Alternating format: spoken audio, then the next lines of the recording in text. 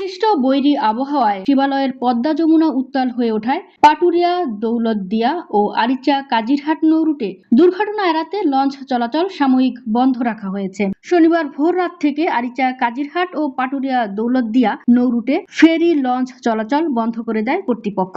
সকাল 8টার দিকে পাটুরিয়া ও বিকেল 3টার পর আরিচা রুটের ফেরি চলাচল শুরু হলেও বন্ধ রয়েছে লঞ্চ, স্পিডবোট ও ইঞ্জিন চালিত নৌকা সহ সকল প্রকার নৌযান।